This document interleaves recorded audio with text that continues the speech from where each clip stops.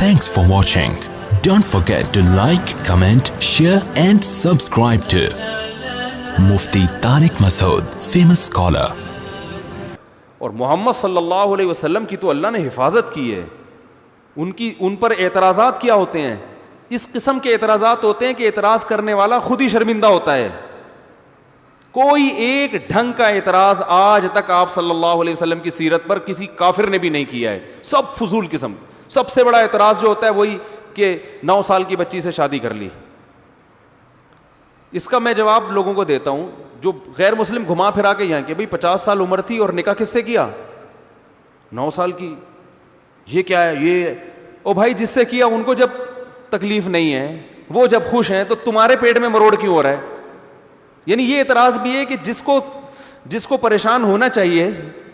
بھائی دیکھو سندھ میں ایسا ہوتا ہے کہ 90 سالہ بوڑھے سے نا بعض لوگ, سب جگہ پورے سندھ میں نہیں, بعض علاقوں میں یہ دستور ہے کہ 16 سال کی لڑکیوں کی شادی 80 سال کے بوڑھے سے کر دیتے ہیں. ظلم ہے نا, یقیناً ظلم ہے.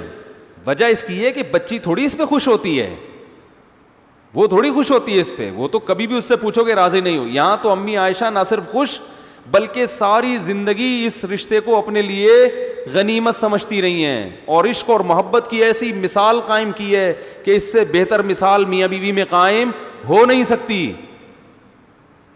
اور پوری زندگی کبھی ایک حرف اشارتاً یا کنایتاً انہوں نے کہا کہ میرے ابا نے میرے ساتھ معاذ اللہ زیادتی کی ہے.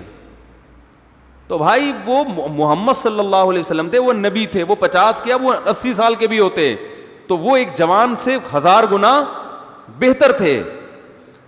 ایک عیسائی خاتون سے میری بات ہوئی, UK کی تھی, اسلام قبول کرنا چاہتی تھی. وہ کہتی میرے پاس نبی صلی اللہ علیہ وسلم کی شخصیت کے بارے میں سارے کانسیپٹ کلیئر ہو گئے ہیں, مجھے اس اعتراض کا جواب سمجھ میں نہیں آ رہا کہ اتنی عمر میں ایک کم عمر بچی سے نکاح کیوں کیا, بس یہ سمجھ میں نہیں آ رہا. میں نے کہا آپ حضرت عیسیٰ کو پیغمبر مانتی ہیں؟ انہوں نے کہا ہاں. میں نے کہا آپ کی عمر ہوتی فار ایگزامپل 12 سال 13 سال, امی عائشہ 9 سال میں بالغ ہو گئی تھی, یہ ذہن میں رکھیں, اور 9 سال میں بلوغت ہو سکتی ہے. میڈیکل سائنس بھی اس بات کو مانتی ہے اور مشاہدہ بھی ہے, بعض لڑکیاں 9 سال میں بالغ ہو جاتی ہیں. تو میں نے کہا آپ جیسے ہی بالغ ہو اور حضرت عیسیٰ اگر ابھی موجود ہوں آپ کے درمیان اور وہ آپ کے لیے نکاح کا پیغام بھیجیں, آپ قبول کرو گی؟ اس نے کہا فوراً. اس سے بڑی سعادت کیا ہوگی کہ ایک پیغمبر کی زوجہ بن جاؤں.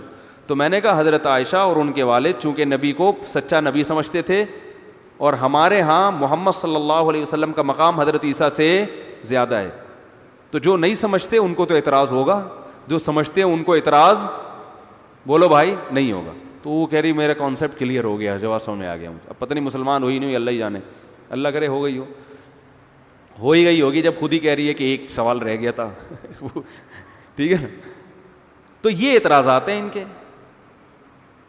اور پھر ان لوگوں کے اعتراضات کے یہ بھی بتاؤں, خود انہی لوگوں نے جوابات بھی دیے ہیں. بہت سے غیر مسلم نے جہاں نبی صلی اللہ علیہ وسلم کو قابل ملامت قرار دیا نا اس چیز میں نکاح میں, تو وہیں بہت سے غیر مسلموں نے نبی صلی اللہ علیہ وسلم کا دفاع بھی کیا ہے کہ یہ اعتراض بنتا نہیں ہے. زیادہ شادیوں کا تو انہوں نے کہا اس لیے بنتا کہ اس زمانے میں تو سبھی کا کیا کرتے تھے, 4 پر تو اسلام نے پابندی لگائی ہے, اس زمانے میں تو 4 سے زیادہ کا رواج تھا. اور دوسری بات یہ کہ انہوں نے کہا اگر معاذ اللہ محمد صلی اللہ علیہ وسلم کی طبیعت میں عیاشی ہوتی ہے, سب عیاشی کی وجہ سے معاذ اللہ کر رہے ہوتے, تو پھر وہ 40 دن گھر میں کھانے کو روٹی کیوں نہیں ہے, اور وہ کھجور کی چھال پہ کیوں سو رہے ہیں, ایسا لائف اسٹائل کیوں ہے ان کا.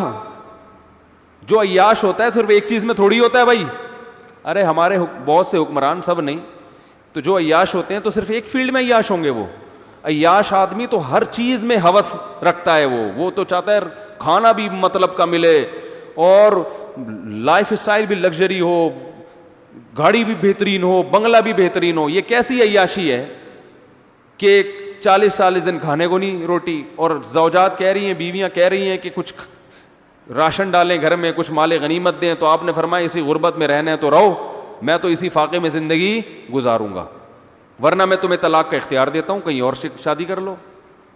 ہے نا سورہ احزاب میں, یا ایھا النبی قل لازواجک وبناتک ونساء المؤمنین, اے نبی اپنی بیویوں سے کہہ دیجئے ان کن, یا ایھا النبی قل, کیا ہے سورہ احزاب کی آیتیں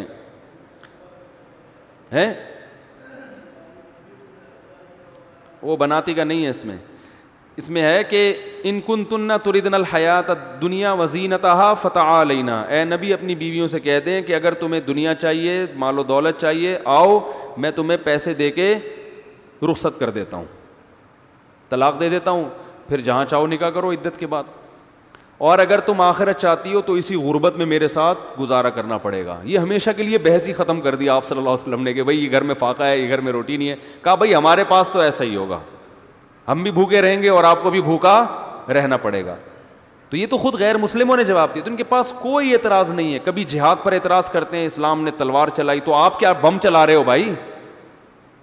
اسلام نے اگر تلوار چلائی ہے تو آپ تو ایٹم بم مسلمانوں نے ایجاد کیا ہے بھائی، سب سے پہلے مسلمانوں نے بم چلایا دنیا میں، تو دفاع کے لیے تو ہر ایک کو تلوار۔ یہ تو اسلام کی خوبی ہے کہ اس نے ایسی باتیں نہیں کی ہوائی، اس نے کہا بھائی دنیا میں کوئی قوم جب تک ڈیفنس کے لحاظ سے مضبوط نہیں ہوتی، اسلحہ نہیں رکھتی، وہ اپنا دفاع نہیں کر سکتی۔ یہ تو پیغمبر کے سچے ہونے کی دلیل ہے، سچے ہونے کی دلیل ہے کہ گراؤنڈ ریئلٹی کے مطابق بات کی ہے۔ تو کوئی اعتراض نہیں بنتا ان لوگوں کا، فضول ادھر ادھر کی لگاتے رہتے ہیں۔